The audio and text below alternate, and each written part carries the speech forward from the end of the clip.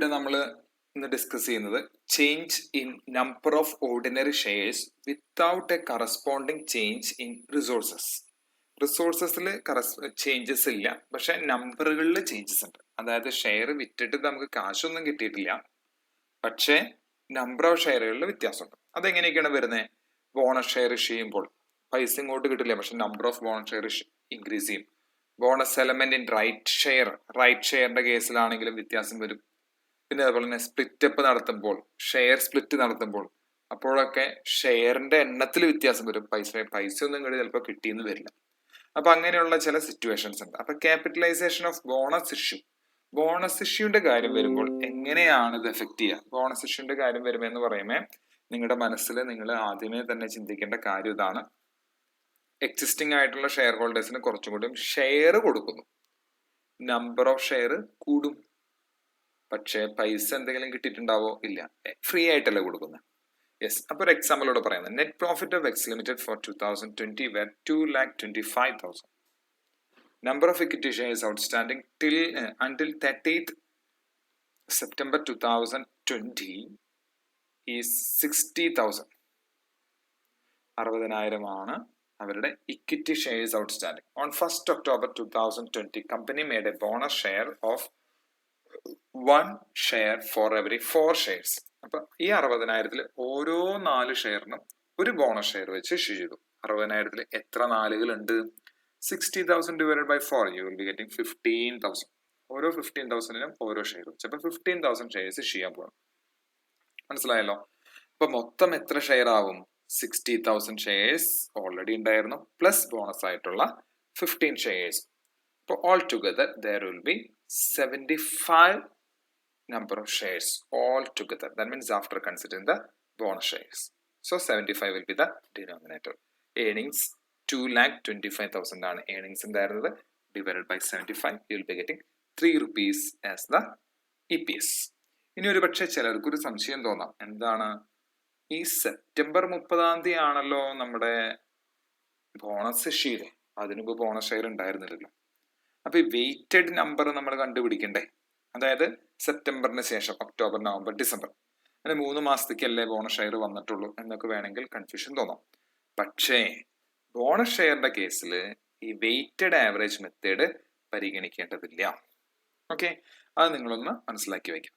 Bonus shares are issued without consideration. It is treated as if it had occurred prior to the beginning. Hence, no weightage. ഇപ്പോൾ weightage നമ്മൾ പരിഗണിക്കേണ്ടതില്ല. പ്രത്യേകിച്ച് പൈസ നിങ്ങൾക്ക് കിട്ടാത്ത കാരണം കൊണ്ട് ഇപ്പോഴുള്ള ഷെയർ ഹോൾഡേഴ്സ് തന്നെയാണ് മുമ്പും ഉണ്ടായിരുന്നത്. അപ്പൊ പ്രൊപ്പോർഷനിലൊന്നും വ്യത്യാസമില്ല. അപ്പൊ അതുകൊണ്ട് നമ്മൾ വെയിറ്റഡ് എന്ന് പറയുന്ന ഒരു കൺസെപ്റ്റ് നമ്മൾ സാധാരണ കാണാറുണ്ടായിരുന്നു. വെയിറ്റഡ് എന്ന് പറഞ്ഞിട്ട് എത്ര നാളാണ് കൂടുതൽ ഷെയർ ഉണ്ടായിരുന്നത് അത്ര നാളത്തേക്ക് എന്ന് പറഞ്ഞ് നമ്മൾ വെയിറ്റഡ് കാണാറുണ്ട്. ഇതിലത് കാണണ്ട, കാരണം ബോണസ് ഷെയർ ആയതുകൊണ്ട്. ഇനി റിവേഴ്സ് ഷെയർ സ്പ്ലിറ്റ് എന്ന് പറയുന്ന മറ്റൊരു കൺസെപ്റ്റ് ഉണ്ട്. എന്താണ് അതിൽ പറയണെന്നുള്ളതാണ് അടുത്തത് പറയുന്നത്. റിവേഴ്സ് ഷെയർ സ്പ്ലിറ്റ് ശ്രദ്ധിക്കാം. ചെറിയൊരു ഭാഗം മിസ്സായിട്ടുണ്ടോ ടെസ്റ്റിൽ നിന്നൊരു സംശയമുണ്ട്. ഇവിടെ PDF എടുത്തതിൽ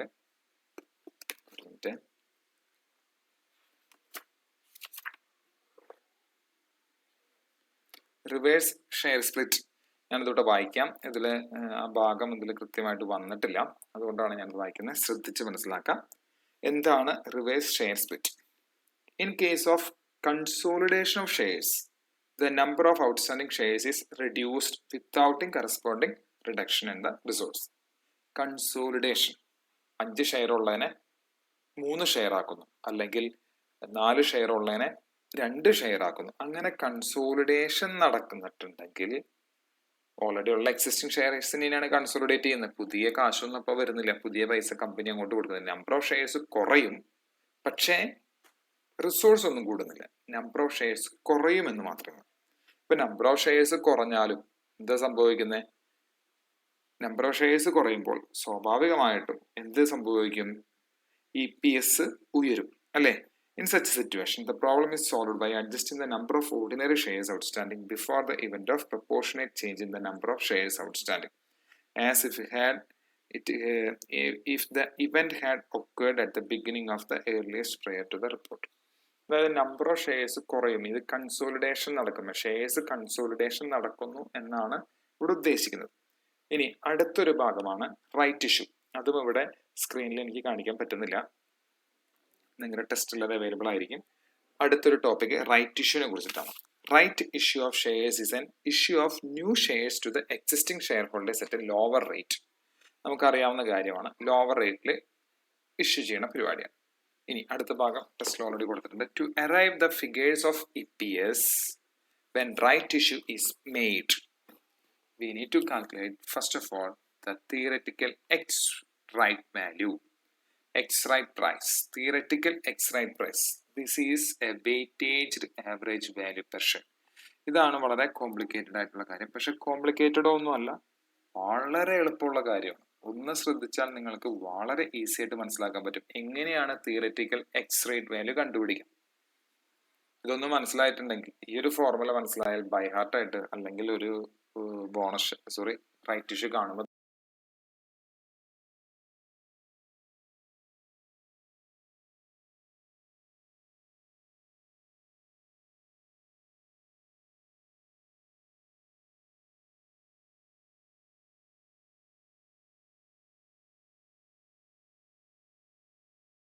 നിങ്ങൾക്ക് ഈസി ആയിട്ട് അതിന്റെ തിയററ്റിക്കൽ X-rate പ്രൈസ് കണ്ടുപിടിക്കാൻ പറ്റും. എങ്ങനെയാണ് കണ്ടുപിടിക്കണേന്ന് ഇവിടെ പറഞ്ഞിട്ടുണ്ട്. ഒരു എക്സാമ്പിൾ മുഖാന്തരമാണ് പറയുന്നത്. A Limited has 1,50,000 shares in issue. It now propose to make one share for 3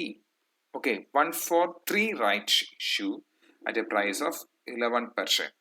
അപ്പോൾ ഓരോ 3 ഷെയറിനും 1,50,000 ഷെയർസ് ഉണ്ടായിരുന്നു. അതിൽ ഓരോ 3 ഷെയറിനും ഒരു ഷെയർ റൈറ്റ് ഇഷ്യൂ ആയിട്ട് കൊടുക്കാൻ കമ്പനി താല്പര്യപ്പെടുന്നു. എത്ര രൂപയാണ് റൈറ്റ് ഇഷ്യൂന്റെ വില? 11 രൂപയാണ്.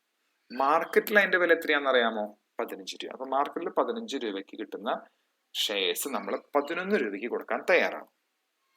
ഇനി എങ്ങനെയാണ് X-rate പ്രൈസ് കണ്ടുപിടിക്കുന്നത്? അതാണ് നമ്മളിവിടെ ചിന്തിക്കുന്ന കാര്യം. X-rate പ്രൈസ് എങ്ങനെ കണ്ടുപിടിക്കുന്നത് വളരെ എളുപ്പമാണ്. മാർക്കറ്റിലുള്ളത് ഇപ്പൊ 3 ഷെയർ ആണ്. ഇപ്പൊ എനിക്ക് 3 ഷെയർ ഉണ്ടെങ്കിൽ ഒരു ഷെയറും കൂടി എക്സ്ട്രാ കിട്ടും 11 രൂപയ്ക്ക്. അപ്പൊ എന്റെ ഓൾറെഡി 3 ഷെയറിന്റെ വില എന്ത്? 15 രൂപയാണ് മാർക്കറ്റിൽ വില. ദാറ്റ് മീൻസ് 45 റുപ്പീസ് ആയിരിക്കില്ലേ? 3 × 15 ദാറ്റ് മീൻസ് 45 റുപ്പീസ്. ഇനി എനിക്ക് കിട്ടുന്ന ഷെയറിന്റെ വില എത്രയാണ്? 11 രൂപയ്ക്ക് എനിക്ക് മേടിക്കാം ഒരു ഷെയർ. ഞാൻ എൻ്റെ കയ്യിൽ ഓൾറെഡി 3 ഷെയർ ഉള്ള കാരണം കൊണ്ട് ഈ റൈറ്റ് ഷെയറിന് ഞാൻ എലിജിബിൾ ആണ്. ഒരു ഷെയർ 11 രൂപയ്ക്ക് കിട്ടും. അപ്പൊ ടോട്ടൽ 56 റുപ്പീസ് ആണ് എൻ്റെ ടോട്ടൽ ആയിട്ടുള്ള വാല്യൂ എന്ന് പറയുന്നത്. ഓക്കെ, ഇതിന് 11 രൂപയും കൊടുത്ത് ഞാനത് നേടിയെടുത്തു. കാര്യം മനസ്സിലായല്ലോ. ഇനി X-rate പ്രൈസ് അല്ലെങ്കിൽ തിയററ്റിക്കൽ X-rate പ്രൈസ് എന്ന് പറയുമ്പോൾ ഇപ്പൊ എന്ത് പറയും? 45 രൂപ പ്ലസ് 11 രൂപ, മൊത്തം 56 രൂപ. അത് എത്ര ഷെയറിനാണ് ഞാനത് കൊടുത്തിട്ടുള്ളത്? 4 ഷെയറിന് എനിക്ക് അതേ ചെലവായുള്ളൂ. അപ്പൊ എന്റെ തിയററ്റിക്കൽ X-rate പ്രൈസ് എന്ന് പറയുന്നത് it is 14 per share. Okay, calculation വളരെ എളുപ്പമാണ്. മാർക്കറ്റ് വാല്യൂ എന്താണെന്ന് ഇതിനെ കണ്ടുപിടിച്ചു. ദെൻ റൈറ്റ് പ്രൈസ് എത്രയാണെന്ന് കണ്ടുപിടിച്ചു. രണ്ടും കൂടി കൂട്ടുന്നു. മൊത്തം നമ്പർ ഓഫ് ഷെയർസ് എത്രയാണ്? ഓൾറെഡി ഉണ്ടായിരുന്ന 3, പിന്നെ ഇപ്പൊ പുതിയത് മേടിച്ചിട്ടുള്ള ബോണസ് ആയിട്ട് കിട്ടിയിട്ടുള്ള 1, മൊത്തം 4 ഷെയറും കിട്ടിയിട്ടുണ്ട്. 56 ഡിവൈഡഡ് ബൈ 4. That's all. അങ്ങനെയാണ് X-rate പ്രൈസ് നമ്മൾ കണ്ടുപിടിക്കുന്നത്. വളരെ എളുപ്പത്തിൽ കാണാൻ പറ്റും. ഇനിയുള്ളതാണ് കുറച്ച് ബുദ്ധിമുട്ടുള്ളത്, പക്ഷെ എളുപ്പമാണ്. ഇതിന്റെ തിയറി വായിക്കുമ്പോൾ അത്രയ്ക്കങ്ങോട്ട് ക്ലിയർ ആവണമെന്നില്ല. ഒരു എക്സാമ്പിൾ ചെയ്യുമ്പോൾ you will B understand it properly. Theory എന്നാലും ഞാൻ ജസ്റ്റ് ഒന്ന് വായിച്ചു പോകാം. തിയറി ഞാൻ അധികം എക്സ്പ്ലെയിൻ ചെയ്യാൻ ഉദ്ദേശിക്കുന്നില്ല, കാരണം കൂടുതൽ കോംപ്ലിക്കേറ്റഡ് ആവും. പ്രോബ്ലം ചെയ്യുന്ന കാര്യങ്ങൾ കുറച്ചുകൂടി വ്യക്തമായിട്ട് മനസ്സിലാക്കാൻ പറ്റും. The EPS for the corresponding previous year. Okay, ഇതൊന്ന് വായിച്ചിട്ട് ഞാൻ എനിക്ക് കിടക്കാം. After calculating the theoretical X-rate price, X-rate price calculate ചെയ്തതിന് ശേഷം the next step is to calculate the EPS for the current year and for the previous year. The procedure is as follows. എന്താണ് അതിന്റെ procedure? EPS for corresponding previous period should be multiplied by the following fraction. ഞാൻ നിങ്ങളുടെ അടുത്ത് പറഞ്ഞു, ഈ ഒരു portion, അതായത് ഇനി പറയുന്ന പോർഷൻ അത്ര എളുപ്പത്തിൽ തിയറി മനസ്സിലാക്കാൻ പറ്റുന്നതല്ല, പകരം പ്രോബ്ലം എളുപ്പത്തിൽ മനസ്സിലാക്കാൻ പറ്റും. അപ്പൊ ഞാൻ ജസ്റ്റ് ഒന്ന് വായിച്ചു പോകുന്നേ ഉള്ളൂ. ചിലപ്പോൾ പെട്ടെന്നൊന്നും മനസ്സിലായെന്ന് വരില്ല, പക്ഷെ നെവർ മൈൻഡ്, ഒരു പ്രോബ്ലം കൈയോടെ തന്നെ നമ്മൾ ചെയ്യും. അപ്പൊ നിങ്ങൾ കാര്യങ്ങളൊക്കെ പിടികിട്ടും. എന്നാലും തിയറി ഒന്ന് വായിച്ചു പോകുന്നത് മാത്രം. ഇനി ഫസ്റ്റത്തെ സ്റ്റെപ്പ് പറയുന്നത് EPS for the corresponding previous period should be multiplied by the following fraction. ഒരു ഫ്രാക്ഷൻ ഉണ്ട്, അത് വെച്ച് നമ്മൾ മൾട്ടിപ്ലൈ ചെയ്യണം. എന്താണ്? Theoretical X-rate price divided by market price on the last day of quotation. Last day of quotation നിങ്ങൾക്കറിയാം എന്തായിരുന്നു വില, അതൊക്കെ അറിയാൻ വേണ്ടിയിട്ടാണ്. ഇത് എന്ത് കണ്ടുപിടിക്കാൻ വേണ്ടിയിട്ടാണ്? Previous period. Okay, EPS for the corresponding previous period. Okay, previous പീരീഡിലുള്ള കാര്യവുമായി ബന്ധപ്പെട്ട കാര്യം കണ്ടുപിടിക്കാനാണത്. ഇനി now we get the adjusted EPS for the previous period. എങ്ങനെയാണ് adjusted EPS for the previous period കിട്ടിയതെന്നാണ് അടുത്തത് പറയും. ഇങ്ങനെയാണ് adjusted EPS for the previous period കിട്ടുന്നത്. ഓക്കെ, നമ്മൾ പ്രോബ്ലം ചെയ്യുമ്പോൾ you will understand it proper. The market price on the last day quotation is taken as a fair value immediately preceding. Okay, തൊട്ട് മുമ്പത്തെ വർഷത്തെ. Then calculate EPS for the current period. Current period എങ്ങനെ കണ്ടുപിടിക്കാൻ പറ്റും?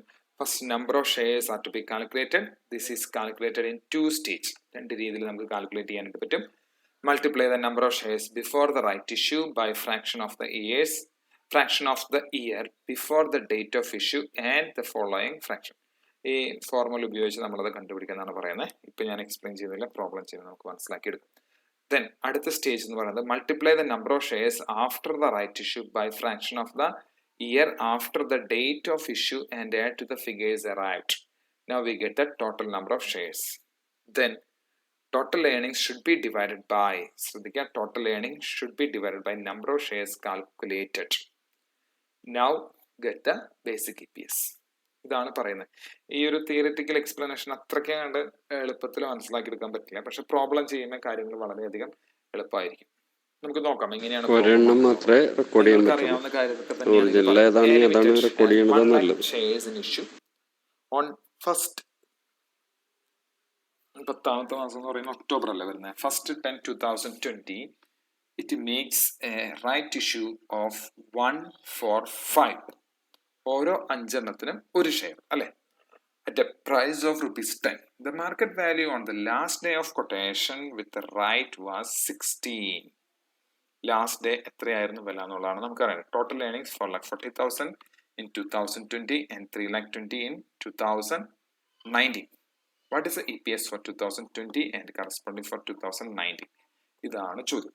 കഴിഞ്ഞ അതായത് തൊട്ട് മുമ്പ് നമ്മൾ ഡിസ്കസ് ചെയ്ത കാര്യങ്ങളൊക്കെ വരും. അപ്പൊ നമുക്ക് എക്സ് റേറ്റ് പ്രൈസ് എങ്ങനെ കണ്ടുപിടിക്കാം? എക്സ് റേറ്റ് പ്രൈസ് കണ്ടുപിടിക്കാൻ നിങ്ങൾക്കറിയാം.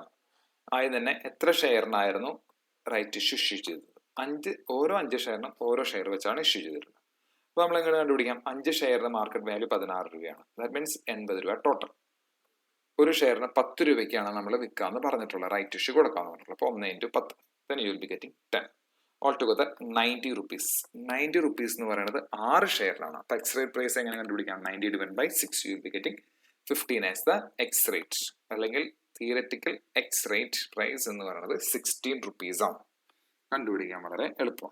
ഇനി അടുത്തതാണ് calculation of EPS for 2019. 2019 EPS, അത് പ്രീവിയസ് ഇയർലി EPS നമ്മൾ കണ്ടുപിടിക്കണം.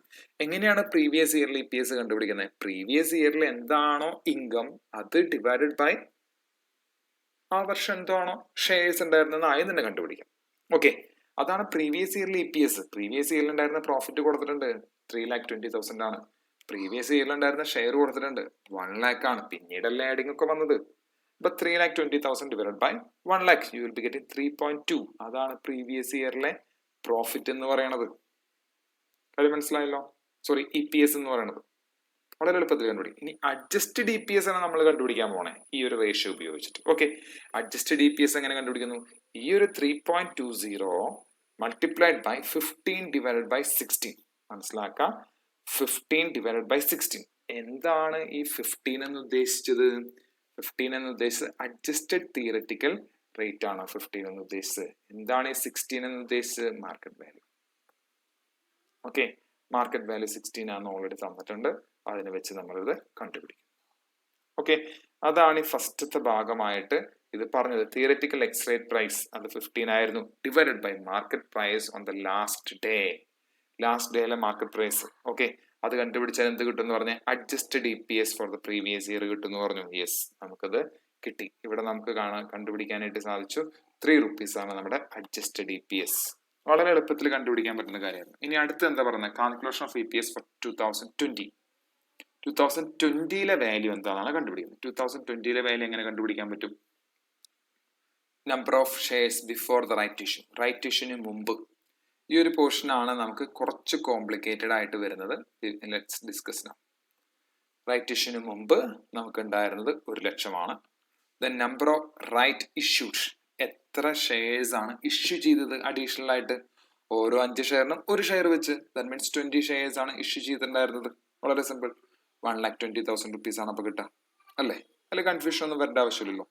1,20,000 കിട്ടും. ദെൻ അടുത്തത് എന്താ പറയുന്നത്? 1 lakh into 9 divided by 12. ശ്രദ്ധിക്കണം, 1 lakh into 9 divided by 12. എന്താണ് ഈ 9? 9 മീൻസ് 9 months ആണ് ഇത് ഇവിടെ ഉണ്ടായിരുന്നത്. 1 lakh എന്നുള്ള രീതിയിൽ ഉണ്ടായിരുന്നു. ഓക്കെ, 1,00,000 ഷെയർസ് ആണ് 9 മാസം ഉണ്ടായിരുന്നത്. അതിനുശേഷമുള്ള 12 മാസം, അതിനുശേഷമുള്ള 3 മാസം, മൊത്തം 12 മാസമല്ലേ ഉള്ളൂ. ആദ്യത്തെ 9 മാസത്തില് 1,00,000 ഷെയർസും പിന്നത്തെ 3 മാസം 1,20,000 ഷെയർസ് ആണ് ഉണ്ടായിരുന്നത്. യെസ്, ഇനി അതിനെ വെച്ചിട്ടാണ് നമ്മൾ വെയിറ്റേജ് വെച്ച് കണ്ടുപിടിക്കുന്നത്. 9 divided by 12 into 16 divided by 15. എന്തുകൊണ്ട് 16 divided by 15? ശ്രദ്ധിക്കണം, 16 divided by 15 വരാൻ കാരണം വേറെ ഒന്നല്ല, 16 ആണ് നമ്മുടെ മാർക്കറ്റ് പ്രൈസ്, ഡിവൈഡഡ് ബൈ എന്താ ചെയ്യുന്നത്? ഡിവൈഡഡ് ബൈ നമ്മുടെ റേറ്റ്, അല്ലെങ്കിൽ ഓൾറെഡി ഉണ്ടായിരുന്ന എക്സ് റേറ്റ്. അതാണ് ഇവിടെ ചെയ്യാനായിട്ടുള്ള കാരണം.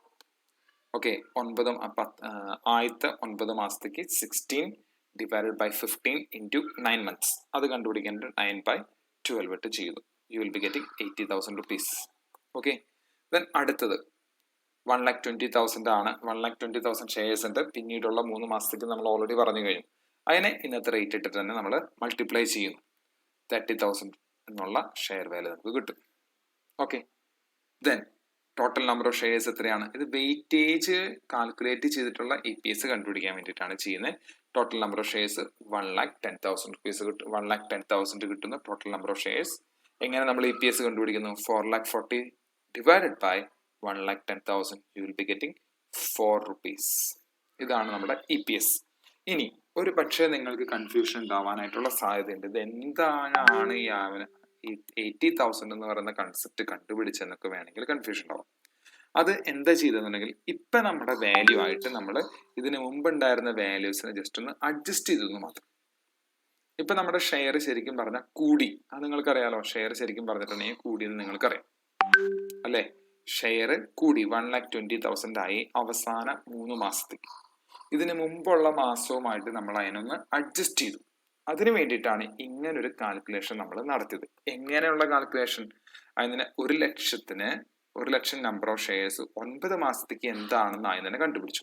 ശ്രദ്ധിക്കുക, 1,00,000 ഷെയർസ് 9 മാസത്തേക്ക് എന്താണെന്ന് ആദ്യം തന്നെ കണ്ടുപിടിച്ചു. അതിനുശേഷം നമ്മൾ എന്ത് ചെയ്തു? ആ ഷെയറിന്റെ വാല്യൂ 16 ആണ്, ഡിവൈഡഡ് ബൈ 15 നമ്മുടെ എക്സ് റേറ്റ് പ്രൈസ് ഇട്ടു. ഓക്കെ, അങ്ങനെയാണ് നമ്മൾ അഡ്ജസ്റ്റഡ് വാല്യൂ കണ്ടുപിടിച്ചത്. ഈ ഫോർമുല ഒന്ന് നിങ്ങളൊന്ന് മനസ്സിലാക്കി വെക്കുക. ഫോർമുല മനസ്സിലാക്കാനായിട്ട് വലിയ ബുദ്ധിമുട്ടില്ല. ഇനി അടുത്തതാണ് ഡൈലൂട്ടഡ് EPS. ശ്രദ്ധിച്ച് മനസ്സിലാക്കാം, വളരെ എളുപ്പത്തിൽ മനസ്സിലാക്കിയെടുക്കാൻ സാധിക്കുന്ന കാര്യമാണ് ഡൈലൂട്ടഡ് EPS എന്ന് പറയുന്നത്. നമുക്ക് നോക്കാം എങ്ങനെയാണ് ഡൈലൂട്ടഡ് EPS കണ്ടുപിടിക്കുന്നതെന്നുള്ളത്. ഡൈലൂട്ടഡ് EPS എന്താണ്? ഡൈലൂട്ടഡ് EPS നമ്മൾ ആദ്യത്തെ വീഡിയോയിൽ നമ്മൾ ഓൾറെഡി കണ്ടു കഴിഞ്ഞു. ഡൈലൂട്ടഡ് EPS എന്ന് വെച്ചാൽ ഓൾറെഡി ഉള്ള EPSന് പുറമെ, അല്ലെങ്കിൽ ഷെയറിന് പുറമെ, നമുക്ക് പൊട്ടൻഷ്യൽ ആയിട്ട് ഷെയർ, ഓർഡിനറി ഷെയർ ഉണ്ടാവാൻ സാധ്യതയുണ്ട്. ഇപ്പൊ ഉദാഹരണത്തിന്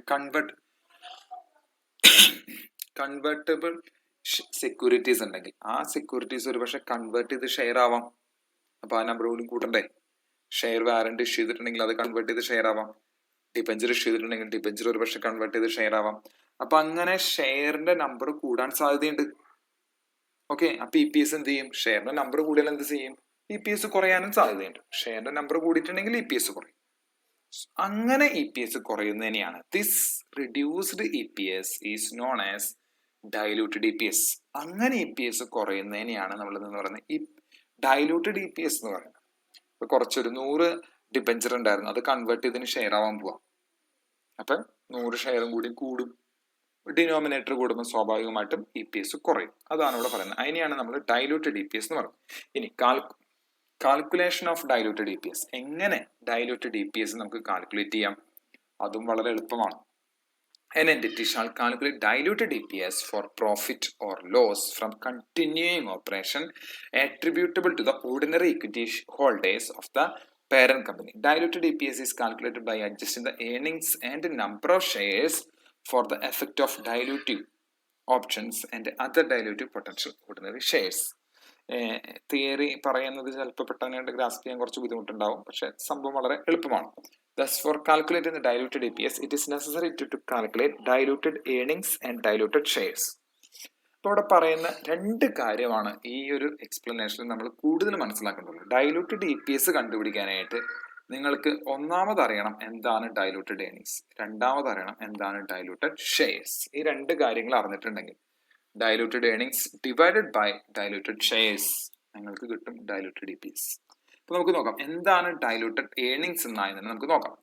The earnings used for calculating basic EPS should be adjusted by the after tax effect of the following. Tax കൊടുത്തതിന് ശേഷമുള്ള ഏർണിങ്സ് നമ്മൾ ഇതിൽ പരിഗണിക്കണം.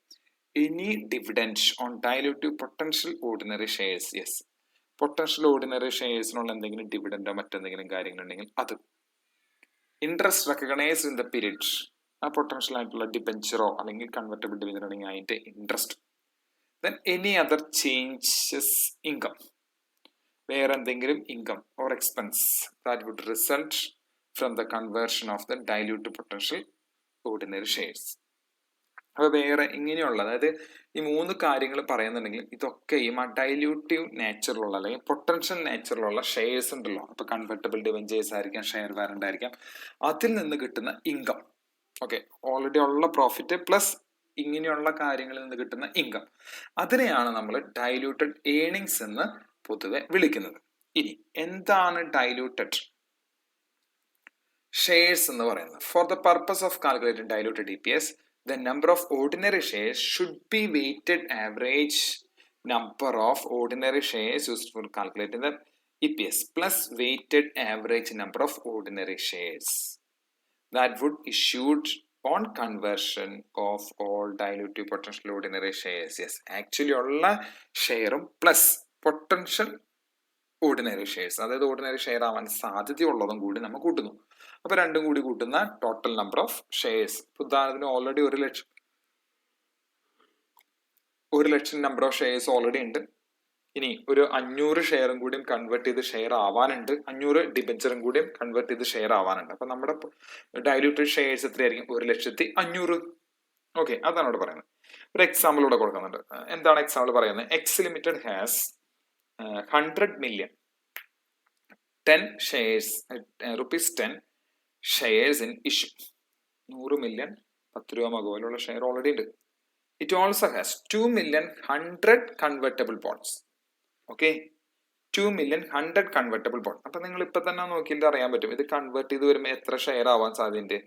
100 rupees 100 ആവുമ്പോൾ ഓരോന്നും 10 എണ്ണായിട്ട് വീണ്ടും കുറയില്ലേ? 10 രൂപയല്ലേ ഷെയറിന് വരെയുള്ളൂ. 100 രൂപയുടെ ബോണ്ട് ആണെങ്കിൽ ഓരോ ബോണ്ടും 10 ഷെയർ വെച്ച് കൺവേർഷൻ കിട്ടും. അങ്ങനെ 2 എണ്ണം ഉണ്ട്. അപ്പൊ ഓരോന്നും 10 എണ്ണം വെച്ചിട്ടാണെങ്കിൽ 2 എണ്ണത്തുമെന്ന് പറയുമ്പോൾ 20 ഷെയർ നമ്മൾ എക്സ്ട്രാ ഇഷ്യൂ ചെയ്യേണ്ടതായിട്ട് അല്ലെങ്കിൽ എക്സ്ട്രാ ആയിട്ട് വരാൻ സാധ്യതയുണ്ട് എന്ന് ഇപ്പൊ തന്നെ മനസ്സിലാക്കി വെച്ചു. The bond have an interest rate of 8%. ബോണ്ടിനുള്ള ഇൻട്രസ്റ്റ് റേറ്റ് എന്ന് പറയുന്നത് 8% ആണ്. ശ്രദ്ധിക്കണം, ബോണ്ടിനുള്ള ഇൻട്രസ്റ്റ് റേറ്റ് എന്ന് പറയുന്നത് 8% ആണ്. ബോണ്ടിന് കിട്ടുന്ന income. The tax rate is 25%. Tax rate 25%. എന്താണ് ഇൻകം? അതിന്റെ 25%. Okay, each bond will be converted into 10 shares. ഓരോ ബോണ്ടും 10 ഷെയർ ആയിട്ട് കൺവേർട്ട് ചെയ്യുന്നു എന്നാണ് പറയുന്നത്. നമ്മൾ ഓൾറെഡി മനസ്സിലാക്കി കഴിഞ്ഞു. 100 രൂപയാവുമ്പോൾ 10 രൂപയല്ലേ ഷെയറിന് വിലയുള്ളൂ. അപ്പൊ ഓരോന്നിനും 10 എണ്ണം ഉണ്ട്. അപ്പൊ 2 എണ്ണത്തിനാകുമ്പോൾ 20 ഷെയർ കൺവേർട്ട് ചെയ്യേണ്ടി വരും. Then earnings for the period. Earnings എന്ന് പറയുന്നത് 600 million ആണ്. Calculate basic EPS and diluted EPS. അപ്പൊ നമുക്ക് നോക്കാം എങ്ങനെ കണ്ടുപിടിക്കാം. ബേസിക് EPS കണ്ടുപിടിക്കാൻ വളരെ എളുപ്പമാണ്. മൊത്തം ഏർണിങ്സ് ഡിവൈഡ് ബൈ മൊത്തം നമ്പർ ഓഫ് ഷെയർസ്. ഇവിടെ ഓൾറെഡി 600 million ഏർണിങ്സ് ഉണ്ട്, 100 million ഷെയർസ് ഉണ്ട്. 600 divide by 100 you will be getting 6 per share. ഇനി ഡൈലൂട്ടഡ് ആണ് കണ്ടുപിടിക്കാൻ ബുദ്ധിമുട്ട്. ഡൈലൂട്ടഡ് കണ്ടുപിടിക്കുമ്പോൾ നമ്മൾ എന്ത് ചെയ്യണം? ഈ ബോണ്ടിന്റെ ഇൻട്രസ്റ്റ് നമ്മൾ കൂട്ടണം. ബോണ്ടിന്റെ ഇൻട്രസ്റ്റ് എത്രയാ വരുന്നത് ആദ്യം തന്നെ മനസ്സിലാക്കാം. ടാക്സിന് ശേഷം നമുക്ക് 2 million ആണ് 2 × 100 അതിന്റെ വാല്യൂ ഇൻറ്റു 8%. അതിന്റെ പെർസെൻറ്റേജ് എത്രയാണെന്ന് കണ്ടുപിടിക്കുന്നു. അതിനുശേഷം അതിന്റെ ടാക്സ് ഡിഡക്ട് ചെയ്യുന്നു. ഓക്കെ, അതിന്റെ ടാക്സ് നമ്മൾ ഡിഡക്ട് ചെയ്യുന്നു. ബാക്കി എത്രയാണോ രൂപ, അത് 12 മില്യൺ ആണ് കിട്ടുന്നത്. അതിവിടെ കാൽക്കുലേഷൻ ഓൾറെഡി ചെയ്തിട്ടുണ്ട്. ആ 12 മില്യൺ നമുക്ക് ഇൻകം ആയിട്ട് പറയാം. എങ്ങനെയാ ചെയ്തതെന്ന് ഞാൻ പറഞ്ഞേ, മൊത്തമുള്ള 2 മില്യൺ 100 രൂപ വിലയുള്ള ബോണ്ടുകളാണ്. അപ്പൊ അതിന്റെ വാല്യൂ 2 മില്യൺ ഇൻറ്റു 100. അതിന്റെ ഇൻട്രസ്റ്റ് എന്ന് പറയുന്നത് എത്രയാണ്? 8%. ആ 8% മൾട്ടിപ്ലൈഡ് ബൈ, അല്ലെങ്കിൽ ആ 8%നോടൊപ്പം ടാക്സ് കൂടി പരിഗണിക്കാം. ടാക്സ് കുറച്ച് ബാക്കിയുള്ളത്. ഓക്കെ, 8 ഇവിടെ 8 × 1 മൈനസ് 0.25 എന്നൊക്കെ എഴുതിയപ്പോൾ ഒരുപക്ഷെ നിങ്ങൾക്ക് കൺഫ്യൂഷൻ ഉണ്ടാവാൻ സാധ്യതയുണ്ട്. വളരെ സിമ്പിളായി പറഞ്ഞാൽ ഈ 8%, ശ്രദ്ധിക്കുക, 8%, 75% നമുക്ക് അർഹതപ്പെട്ടതുള്ളൂ അല്ലേ? അതുകൊണ്ടാണ് ഇവിടെ കുറയ്ക്കാൻ കാരണം. 8%, 8% ടോട്ടൽ ഇൻട്രസ്റ്റ്, അതിന്റെ 25% ടാക്സ് പോകണം, ബാക്കിയുള്ള 75% നമുക്ക് അർഹതപ്പെട്ടതുള്ളൂ. അതുകൊണ്ടാണ് ഇവിടെ 1 - 0.25 എന്ന് പറഞ്ഞത്. അതായത് ഇവിടെ 75 കൊണ്ട് മൾട്ടിപ്ലൈ ചെയ്യേണ്ടി വരും. അപ്പൊ ടാക്സ് ആയിട്ടുള്ള കുറച്ച് ബാക്കിയുള്ളതാണ് നമുക്കിവിടെ പരിഗണിക്കാൻ പറ്റുള്ളൂ എന്നാണ് ഇവിടെ ഉദ്ദേശിച്ചിട്ടുള്ളൂ. കുറച്ചുകൂടി വ്യക്തമായിട്ട് ഇവിടെ ഓർ എന്ന് പറഞ്ഞ് എഴുതിയിട്ടുണ്ട്. 8% - 25% ഓഫ് 8%. അതായത് 8% നമുക്ക് ഇൻട്രസ്റ്റ് ഉണ്ടെങ്കിലും അതിന്റെ 25% ടാക്സ് പോകും. ബാക്കിയുള്ള തുക എത്രയാണോ അതൊന്നും ഇവിടെ മൈനസ് ചെയ്യാൻ കാരണം. അപ്പൊ ടോട്ടൽ നമുക്ക് 612 മില്യൺ കിട്ടി. ഇനി നമ്മുടെ ടോട്ടൽ ഷെയർസ് എത്രയാണ്? 100 ഷെയർ ഓൾറെഡി ഉണ്ടെന്ന് പറഞ്ഞു. ദെൻ പിന്നെന്താണ്, ഓരോ ബോണ്ടിനും 10 ഷെയർ വെച്ച് 2 ബോണ്ട് ഉണ്ട്. അപ്പൊ 2 × 10 you will be getting 20. But total number of shares എത്രയാണ്? 120. Total earnings 612. You will be getting 5.1 per share as the diluted EPS. വളരെ എളുപ്പമായിട്ട് കണ്ടുപിടിക്കാൻ പറ്റുന്ന കാര്യമാണ്. ഇനി അടുത്തെന്താ പറയുന്നത്? Thus diluted EPS will always be lower than the basic EPS. Basic EPSനേക്കാളും ചെറുതാവാനാണ് സാധ്യത ഡൈലൂട്ടഡ് EPS. ബേസിക് EPS ഇവിടെ 6 ആയിരുന്നു, ഡൈലൂട്ടഡ് EPS ഇവിടെ 5.1 ആണ്. ഇനി വെരി ഇമ്പോർട്ടന്റ് നോട്ട്, ഒരു ഇമ്പോർട്ടന്റ് ആയിട്ടുള്ള നോട്ട് നിങ്ങളുടെ ടെസ്റ്റിൽ പറയുന്നുണ്ട്. The bond may be converted in future if they were converted today. ഇപ്പൊ തന്നെ ബോണ്ട് കൺവേർട്ട് ചെയ്യുകയാണെങ്കിൽ EPS would fall from 6 to 5.10. When bond are converted into shares, interest need not be paid. ശ്രദ്ധിക്കണം, bond shares ആയിട്ട് convert ചെയ്താൽ interest കൊടുക്കേണ്ട വരില്ല. This leads to increase in profit. Interest കൊടുക്കേണ്ട വന്നില്ല എന്നുണ്ടെങ്കിൽ അപ്പൊ നമ്മുടെ പ്രോഫിറ്റ് കൂടും. But increase in profit will be tax. പക്ഷെ പ്രോഫിറ്റ് കണ്ടമാനം കൂട്ടിയാലോ നമ്മൾ ടാക്സ് കൊടുക്കേണ്ടി വരും. That is why only after tax interest can be added to the earnings. അതുകൊണ്ട് എന്ത് ചെയ്യുന്നു? ആഫ്റ്റർ ടാക്സ്, ടാക്സ് കൊടുത്തതിന് ശേഷമുള്ള ഇൻട്രസ്റ്റ് ആണ് നമ്മളിൽ പരിഗണിക്കുന്നത്. ജസ്റ്റ് ഒരു ഇൻഫർമേഷൻ ആയിട്ട് ഇവിടെ കൊടുത്തു നോക്കാം.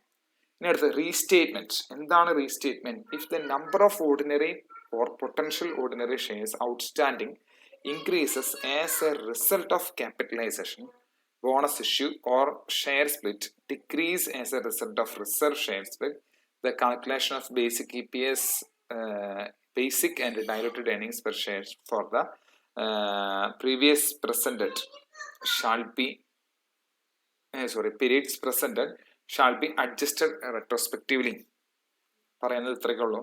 നമുക്ക് ഓൾറെഡി ഡിക്രീസോ ഇൻക്രീസോ ഷെയറിൽ വരുവാണെങ്കിൽ, ഇപ്പോൾ ബോണസിന്റെ കാര്യമോ അല്ലെങ്കിൽ റൈറ്റ് ഇഷ്യൂന്റെ കേസൊക്കെ വരുമ്പോൾ റെട്രോസ്പെക്റ്റീവ്ലി എന്ന് മുതലാണ് മുൻകാല പ്രാബല്യത്തിലൂടെ നമ്മൾ പരിഗണിക്കാം എന്നിവിടെ പറഞ്ഞത് മാത്രം ഒരു നോട്ടായിട്ട് ഇവിടെ കൊടുത്തിട്ടേ ഉള്ളൂ. അപ്പൊ അതിൽ അത്രയ്ക്കും കാര്യങ്ങളെ പറയുന്നുള്ളൂ. ഇനി പ്രാക്ടിക്കൽ പ്രോബ്ലം ആണ്. ഇതിലെ ആദ്യത്തെ പ്രാക്ടിക്കൽ പ്രോബ്ലം ഞാനൊന്ന് പറഞ്ഞു തുടങ്ങാം. എന്താണ് ഇതിൽ പറയുന്നത്? 1,74,000 ഷെയർസ് ആണുള്ളത്. വളരെ ശ്രദ്ധിച്ച് മനസ്സിലാക്കേണ്ട ഒരു കാര്യമാണ്. നിങ്ങളിത് ഒന്ന് ശ്രദ്ധിച്ചാൽ ഈ പ്രോബ്ലം വളരെ എളുപ്പത്തിൽ നിങ്ങൾക്ക് ചെയ്യാനായിട്ട് സാധിക്കും. A limited has A profit after tax 1,74,000 അവർക്ക് പ്രോഫിറ്റ് ഉണ്ട്. എന്നാണ് അവരുടെ ഇയർ എൻഡിങ് 31 March 2020 ആണ്. Following appropriations. എന്തൊക്കെയാണ് അപ്രോപ്രിയേഷൻസ്? അരിയേഴ്സ് ഉണ്ട്. 2 വർഷത്തിന്റെ അവരുടെ പ്രോഫിറ്റ് ഡിവിഡൻഡ് എന്ന് പറയുന്നത് 60,000 ആണ് പറയുന്നത്. 2 വർഷത്തെ അരിയേഴ്സ് ആണ് പറയുന്നത് കേട്ടോ. ഓർഡിനറി ഷെയർ ഡിവിഡൻഡ് 75,000 ഉണ്ട്. Preference share premium payable on redemption 48,000 ഉണ്ട്. എക്സംഷൻ പ്രോഫിറ്റ് എന്ന് പറയുന്നത് 20,000 ഉണ്ട്. ഓക്കെ, ഇതൊക്കെ നമുക്ക് ഓൾറെഡി ഇൻഫർമേഷൻ ആയിട്ട് തന്നിട്ടുണ്ട്. നമ്മൾ ഇതുവരെ ചെയ്യാത്തൊരു പ്രോബ്ലം പോലത്തെ ഒരു പ്രോബ്ലം ആണ് തന്നിട്ടുള്ളത്. പക്ഷെ നിങ്ങൾ പേടിക്കേണ്ടതില്ല, നമുക്ക് എളുപ്പത്തിൽ ഇത് മനസ്സിലാക്കാൻ പറ്റുന്നതേ ഉള്ളൂ.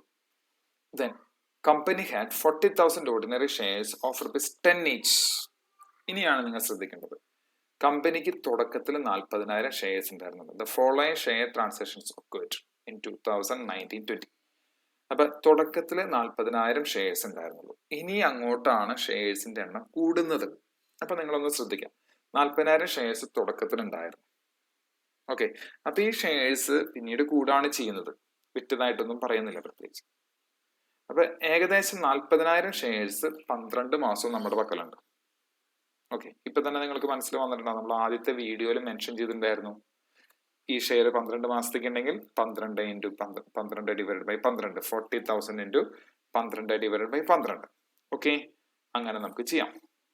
ഓക്കെ, നമ്പർ ഓഫ് ഷെയർസ് കണ്ടുപിടിക്കാൻ. ഇനി അടുത്ത ഇൻഫർമേഷൻ എന്താ പറയുന്നത്? 10,000 ഷെയർസ് എന്നാണ് മേടിക്കുന്നത്? 1 ഏപ്രിലാണ് മേടിക്കുന്നത്. അപ്പൊ ഇനി ബാക്കിയുള്ള മാസം, ഓക്കെ, 10,000 ഇത് എത്ര പെയ്ഡ് ചെയ്തു അതൊന്നും നിങ്ങൾ അധികം ഇപ്പൊ ബോധർ ചെയ്യേണ്ട. നമ്പർ ഓഫ് ഷെയർസിന്റെ കാര്യം മാത്രം നോക്കിയാൽ 10,000 ഷെയർസ് ഇനി ബാക്കിയുള്ള 8 മാസം കൂടി വരുന്നുണ്ട്. 40,000 ഷെയർസ് 12 മാസം ഉണ്ട്, 10,000 ഷെയർസ് 8 മന്ത്സ് ഉണ്ട്. ഈ ഇൻറ്റു 12 ഡിവൈഡ് ബൈ 12 ഇതിന് വലിയ പ്രസക്തി കൊടുക്കണ്ട. ഇത് തെറ്റായൊരു ഇൻഫർമേഷൻ ആണ്, ഇത് നിങ്ങൾ മെൻഷൻ ചെയ്യേണ്ട ആവശ്യമില്ല. ഇനി അടുത്തത് എന്താ സംഭവിക്കുന്നത്? അടുത്തത് 1/7 20,000 ഷെയർസ് ഇഷ്യൂ ചെയ്യുന്നുണ്ട്. അത് ബാക്കിയുള്ള സമയത്തേക്ക് അത് മെൻഷൻ ചെയ്യാം. 1/7. ഓക്കെ, ഇനി അടുത്ത് എന്താ പറയുന്നത്? അടുത്തത് 30th November. 30th നവംബറിനും 15,000 shares. Okay, purchased 15. ഇവിടെ പർച്ചേസ് ചെയ്യാണ്, ബൈബാക്ക് ചെയ്യാണ്. 15 on shares at 16 per share. Okay, 16 per share എന്നുള്ളത് അവിടെ വിട്ട് കളയാം. നമ്പർ ഓഫ് പർച്ചേസ്, എത്ര ഷെയർ ആണ് പർച്ചേസ് ചെയ്തത്? 15 ഷെയർസ് ആണ് അവർ പർച്ചേസ് ചെയ്തത്. അത് നമ്മൾ ഡിഡക്ട് ചെയ്യുന്നു. 15 ഷെയർസ് 4 മാസം ഇല്ല, അത് നമ്മളിവിടെ പർച്ചേസ്. ഈ പ്രോബ്ലം നമ്മൾ ഇതിനു മുമ്പ് ചെയ്തിട്ടുണ്ട്. ടോട്ടൽ നമ്പർ ഓഫ് ഷെയർസ് നമുക്ക് അങ്ങനെ 58,000 എന്നുള്ള നമ്പറിലേക്ക് നമുക്ക് എത്താൻ പറ്റും. ടോട്ടൽ പ്രോഫിറ്റ് നമ്മൾ എങ്ങനെ കണ്ടുപിടിക്കുന്നത്? പ്രോഫിറ്റ് കണ്ടുപിടിക്കലാണ് ഇവിടെ ചെറിയൊരു കോംപ്ലിക്കേഷൻ ആയിട്ടുള്ളത്. പക്ഷെ എന്നാലും വലിയ കോംപ്ലിക്കേഷൻ ഇല്ല. മൊത്തമുള്ള നമ്മുടെ പ്രോഫിറ്റ് എന്ന് പറയുന്നത് 1,74,000 ഉണ്ട്. ഈ വർഷത്തെ പ്രോഫിറ്റ് ആണ് 1,74,000 എന്ന് പറയുന്നത്. ഓക്കെ, അതിനോടൊപ്പം എക്സെപ്ഷണൽ പ്രോഫിറ്റ് ഒരു 20,000 കൂടി ഉണ്ട്. അപ്പൊ അങ്ങനെ നമുക്ക് 1,94,000 രൂപയുടെ പ്രോഫിറ്റ് ഓൾറെഡി ഉണ്ട്. ഇനി ഇതിൽ നിന്ന് എന്ത് ചെയ്യണം? നമ്മുടെ ഈ വർഷത്തെ ഡിവിഡൻഡ് മൊത്തം 60,000 രൂപയാണ് ഡിവിഡൻഡ് എന്ന് ചോദ്യത്തിൽ പറഞ്ഞിട്ടുണ്ട്. അതിൽ ഈ വർഷത്തെ മാത്രം, അതായത് അരിയർ ഉൾപ്പെടെ എന്നാണ് പറഞ്ഞിട്ടോ. ഈ അരിയർ ഉൾപ്പെടെ എന്നുള്ള ഇൻഫർമേഷൻ വളരെയധികം പ്രാധാന്യമുണ്ട്. 2 ഇയേഴ്സിന്റെ അരിയർ. പക്ഷെ നമ്മൾ ഈ വർഷത്തെ അരിയർ മാത്രമേ നമ്മൾ പരിഗണിക്കേണ്ടതുള്ളൂ. 60,000 ആണ് ടോട്ടൽ എന്നുണ്ടെങ്കിൽ ഈ വർഷത്തെ 30,000. That's all. Then preference payable premium, അത് എത്രയാണ്? 48,000 ചോദ്യത്തിൽ ഓൾറെഡി തന്നിട്ടുണ്ട്. അപ്പൊ ടോട്ടൽ നമ്മളിൽ നിന്ന് പോകുന്നത് 78,000 രൂപയാണ്. മൊത്തമുള്ള നമ്മുടെ പ്രോഫിറ്റിൽ നിന്ന് 78,000 റുപ്പീസ് പോകും. സോ റിമൈനിങ് 1,16,000 ആണ് നമ്മളെ സംബന്ധിച്ച് എന്ത് നമ്മുടെ പ്രോഫിറ്റ് ആയിട്ട് വരുന്നത്. 1,16,000 ആണ് പ്രോഫിറ്റ്, 58,000 ആണ് നമ്മുടെ ഷെയർസ്. ഇത് രണ്ടും കിട്ടിയിട്ടുണ്ടെങ്കിൽ നമുക്ക് കണ്ടുപിടിക്കാൻ വല്ല ബുദ്ധിമുട്ടുണ്ടോ? EPS ഇല്ല. Total earnings divided by number of shares. So you be getting 2 rupees as the EPS. അപ്പൊ അങ്ങനെയാണ് ഇതിൽ EPS മറ്റുള്ള കാര്യങ്ങളൊക്കെ കണ്ടുപിടിക്കാനായിട്ട് സാധിക്കുന്നത്.